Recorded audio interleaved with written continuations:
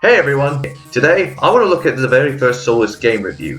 Back in February, I did the very first episode, and strangely, it's now the highest viewed video of the series on my channel as of time of recording. However, some things were a little off, and it was the final verdict, and some of the information was off, to say the least. I gave the verdict a green, and not yet! Honestly.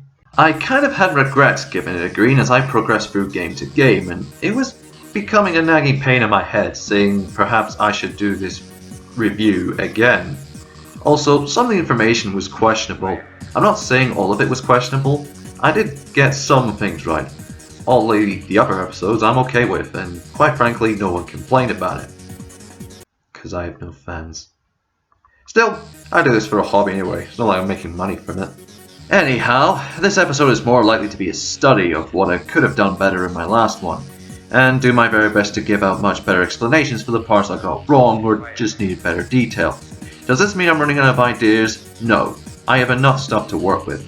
Will I just be repeating myself and say the exact same thing from word to word? No, you can just watch that specific episode I'm about to study on. Will I be using the same footage?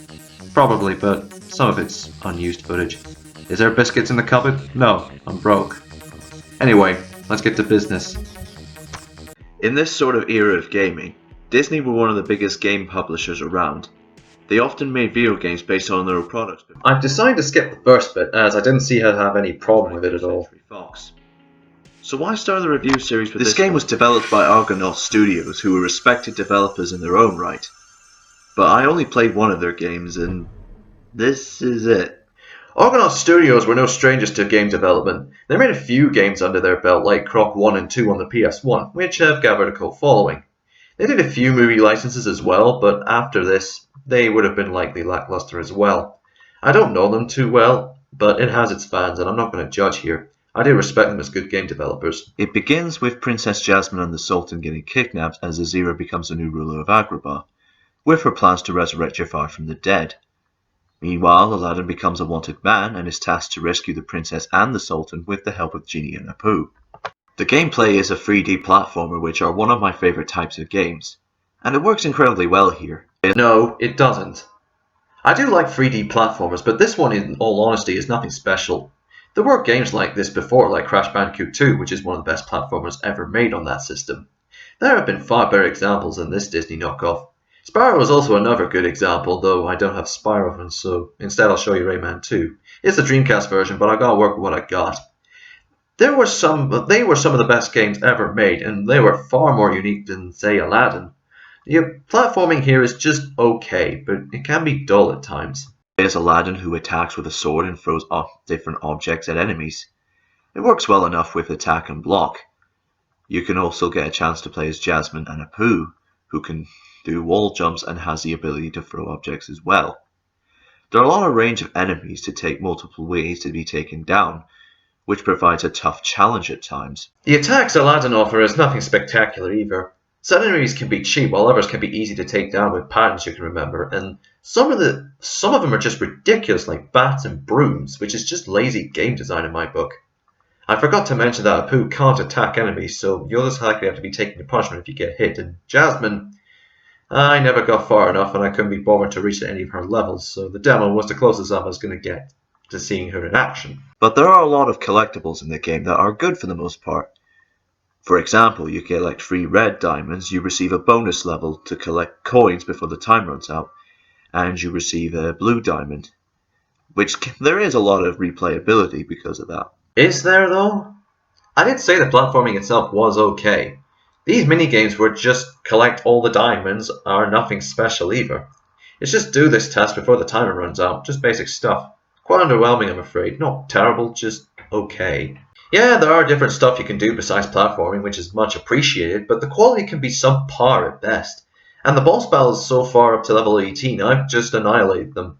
Lost a few lives along the way, but I got there eventually.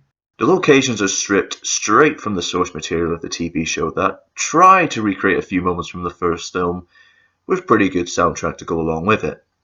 And the level design looks great for the most part, and the levels have good sizes to boot. And the graphics are good by PS1 standards. The music is nothing but different repetitive loop music over and over. This is the bit where I disagreed most with myself. Now, I questioned some of the level design. Some of it is okay, some of it can be quite frustrating. I remember this one level where I had to slide and pretend I was snowboarding, but however, it was the most frustrating thing in the entire game. The controls were too fast for me to react, and I died multiple times, and don't get me started on a level I'm stuck on. It's the worst. I only have one minor and one major complaint. One, that is the camera has some sort of minor angle issues, and you can only control it with the L2 and R2 buttons, but it's far from the worst camera I've played with. You may be questioning, how do you get lives and continues in this game? Do you collect them like normal platformers? No, I'm questioning whether or not I was drinking that day. I wasn't, though to be fair I do need more beers in that fridge. Well, you collect genie coins to spend on genie slot machines, and the only way to gain lives, continues, and a bunch of other stuff is to win by pure luck, and it feels incredibly cheap as heck. The only thing I could ever get was lives and continues, but I use them up way too quickly and kind of ruins the flow of the game for me. I try to get they do something completely different, but it just doesn't work here at all. And people complain about loot boxes these days. Or I just contemplate a new idea for EA that would to make money in the near future. Oh, God help us. I wouldn't be surprised in all honesty. Is it as good as the Mega Drive and SNES Classic? Nope, not even close. I do miss my Mega Drive though. Poor thing. The game was mediocre at best. The platforming was tolerable, but it could have been much better at the same time. I forgot to mention in that review that the characters in the game were forgettable, and for someone who's not watched the show, I couldn't care about the story or the characters. I never watched the show growing up, or have done so, but the game does a decent job trying to capture the feel. But luckily the game could have been much worse. However, Argonaut could do way better in their other games, and it's best to stick to those. It's a dull experience with frustrating game design choices that make no sense and ruin the experience for me. It's not the worst platformer ever made, it's just bland. I only recommend it if you're willing to forgive its flaws I've mentioned. I color code this game yellow. Remember, this isn't about poking fun at myself by any means, because I was already bullied in high school and sometimes I was like having flashbacks like Vietnam vets.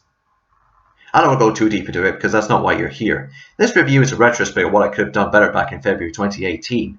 I hope this review was better than the other one I did, and if you bought this game because of my first review, then I do sincerely apologize in advance.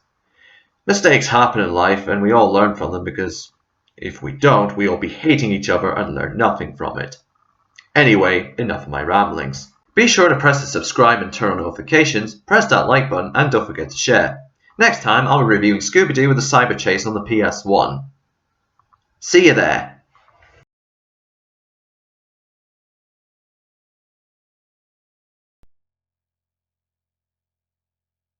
Al, I can explain what happened, but alcohol was involved and somehow I ended up in a chicken suit at a funeral. That is hilariously depressing. I got punched for it, now I'm stuck here for all eternity. Can you help me out? I don't know, Genie. Come on, Al, please. I'll apologize to the family. How did you end up in a chicken suit? I don't know, Al. I just don't remember. You must remember something, because I was a little busy trying to find Jasmine, but I'm having no luck.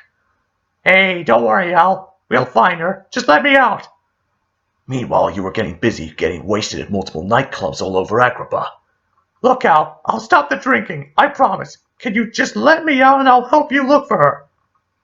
Remember, Al, I helped you escape from your house. Do you think I'm joking, Al? Look at this! Is that real? You gotta be kidding me. Are you for real, Genie? Sorry, wrong clip, Al. It must have got mixed up with the others. Well, I actually do have something in mind to get you out. You do? Yeah, it's gonna cost me a wish, however. Are you wishing for me to get out? Sort of, but you must do something for me. Al, if it means getting out, then I'll do anything you say. Dance. What? Dance in the chicken suit. Are you serious, Al? That's my wish, now grant me it. Apu, get me 2 hot dogs, a beer, and a packet of roasted peanuts. And a can of Pepsi.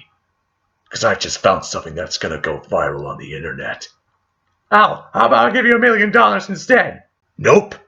I want to see you dance. You're turning down $1 million just for me to dance in a chicken suit. Yep. It's called life. Get used to it.